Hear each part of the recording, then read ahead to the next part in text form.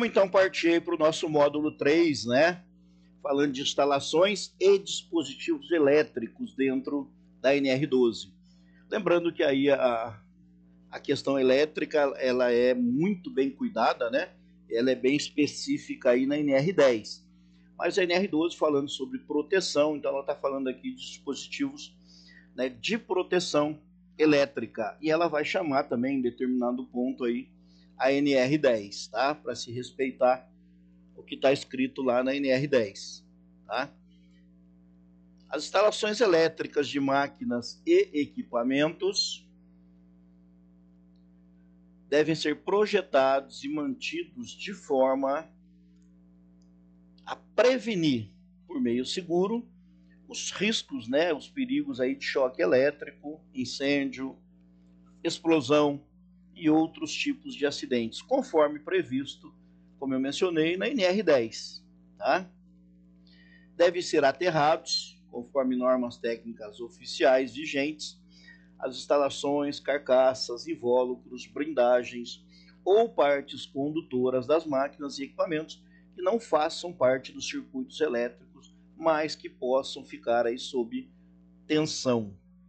As instalações elétricas de máquinas e equipamentos que estejam ou possam estar em contato direto ou indireto com água ou agentes corrosivos devem ser projetadas com meios e dispositivos que garantam a sua blindagem, a sua estanqueidade, isolamento e aterramento, de modo a prevenir a ocorrência de acidentes. Os condutores de alimentação elétrica de máquinas e equipamentos devem atender aí alguns requisitos, né, de segurança. Minimamente, podemos falar aí, tá, de alguns itens. Por exemplo, oferecer resistência mecânica compatível com a sua utilização. Imagina um cabo de solda, de uma máquina de solda, tá, que atravessa um trecho onde existe a passagem de transportadores, como empilhadeira, uma máquina, uma pá carregadeira, né, ou até veículos leves. Tá? Eles vão estar passando por cima desse cabo, consequentemente logo vai ficar danificado, né?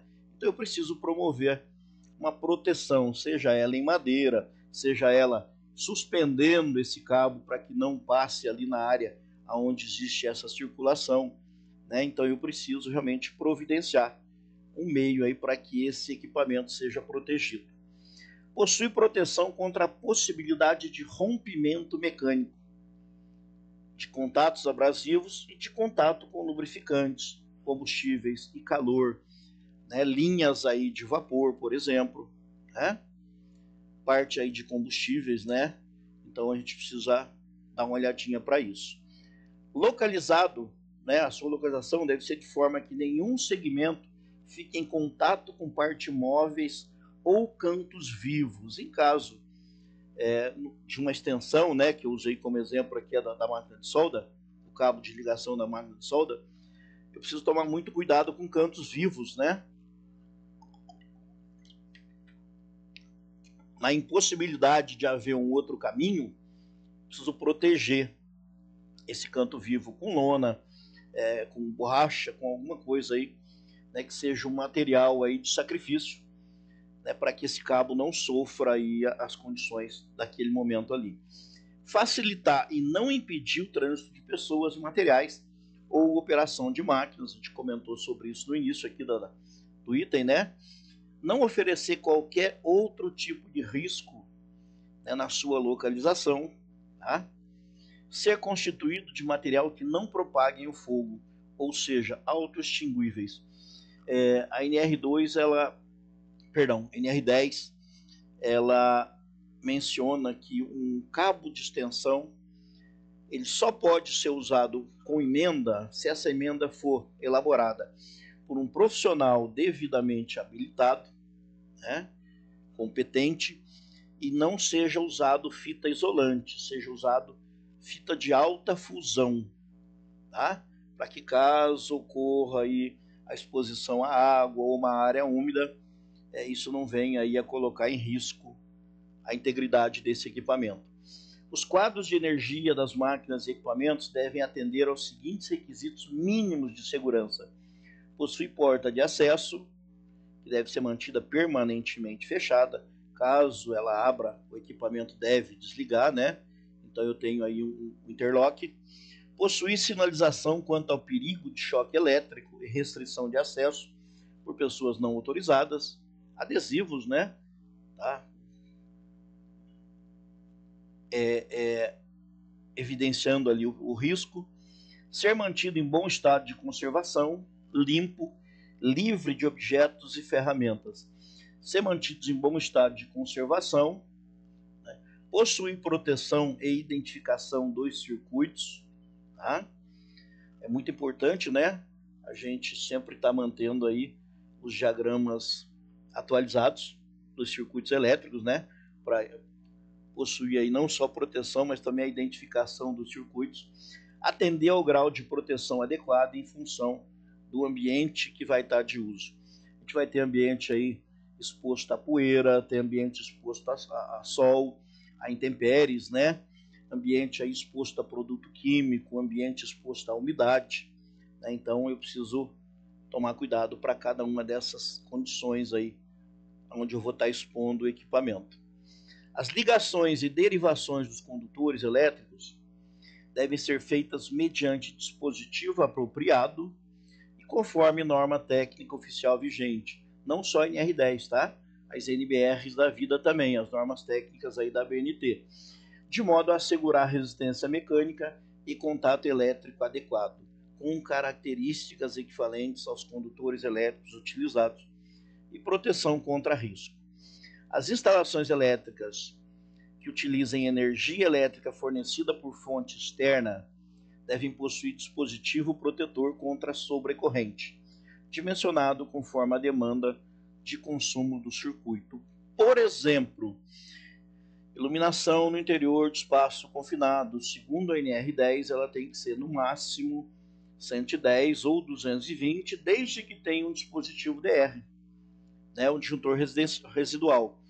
Porém, nas normas e procedimentos internos das empresas, a gente usa como boa prática 12 ou 24 volts no máximo, né? Então a gente trabalha um pouco além aí, é boa prática, tá? Do que a norma pede. Máquinas e equipamentos devem possuir dispositivos contra sobretensão, quando a elevação da tensão pode ocasionar riscos de acidentes. Quando a alimentação elétrica possibilitar a inversão de fases da máquina que possa provocar acidente de trabalho, deve haver dispositivo monitorado de detecção e sequência de fases, ou outra medida de proteção equivalente. São proibidas nas máquinas e equipamentos a utilização de chave geral como dispositivo de parada e acionamento. A utilização de chaves tipo faca nos circuitos elétricos e a existência de partes energizadas expostas de circuitos aí que utilizem energia elétrica. As baterias devem atender a alguns requisitos também, né? No quesito segurança. A localização tem que ser de modo que a sua manutenção e troca possam ser realizadas facilmente a partir do solo ou de uma plataforma de apoio. Aqui eu posso usar um andaime, posso usar agora é pente, né? Uma PTA, uma plataforma de trabalho aéreo.